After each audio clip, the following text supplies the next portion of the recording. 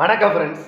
இந்த திமுகவுடைய இந்த ஜென்சி அலப்பறை இருக்குது பாருங்க, அதெல்லாம் பக்கம் பக்கமாக இருக்கவங்க பண்ணுற அலப்பறையெல்லாம். அதில் என்ன கொடூரம்னா, அவங்க அப்படியே அந்த நீட்டுக்கு எதிரான போராட்டம்னு சொல்லி வந்த இடத்துல கூட டிஷர்ட்டில் ஒரு முத்திரையை குத்திக்கிட்டு ஜென்சி கிட்டுன்னு, அந்த முத்திரை மட்டும்தான், அவன் ஜென்சி கிட்டே கிடையாது, அவன் 70s கிட்டு இல்லாட்டி 80s கிட்டு.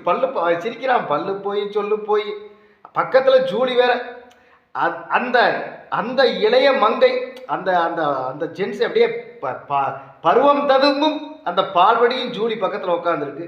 இது பல்லு போன கிழவிகளும் 70s 80s கிட்ஸ் எல்லாம் வந்து உட்காந்துக்கிட்டு ஜென்சி கிட்டுன்னு சொல்லிக்கிட்டு அரசியல் சார்பற்ற ஒரு போராட்டத்தையும் சொல்லிக்கிட்டு மக்களை முட்டாளாக்கிக்கிட்டு இன்றைக்கு திமுகவினுடைய இந்த வாடகை வாய்களும் கொத்தடிமைகளும் செய்யக்கூடியது அட்டூழியங்கள், அசிங்கத்தின் உச்சம்.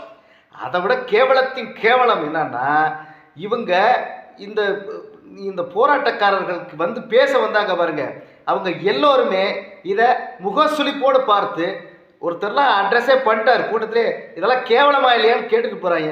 வெக்கமே இல்லாமல் சிரிக்கிறாரான்னு பல்ல காட்டிக்கிட்டு. அவங்கள விசாரித்தா மிக காலேஜ் ஸ்டூடெண்ட்டே கிடையாது, எல்லாமே old student of the colleges. அது மட்டும் இல்லை, சில ஓல்டஸ்ட்டு ஜூலி போன்றவர்களும் இதுக்கெல்லாம் தலைமை தாங்கி, இது ஜென்சி கிட்டும் இல்லை, இது 90s கிட்டு கூட இல்லை, 70s 80s கிட்ஸா ஜென்சி கிட்டுன்னு சொல்லி உங்களையும் அசிங்கப்படுத்தி மக்களையும் அசிங்கப்படுத்துகிறீர்கள். உங்கள் பின்பு அரசல் உடைந்து திரை கிழிந்து தொங்குகிறது. கொத்தடிமைகளே, கதருங்கள், உங்கள் எண்ணம் நிறைவேறப் போவதில்லை.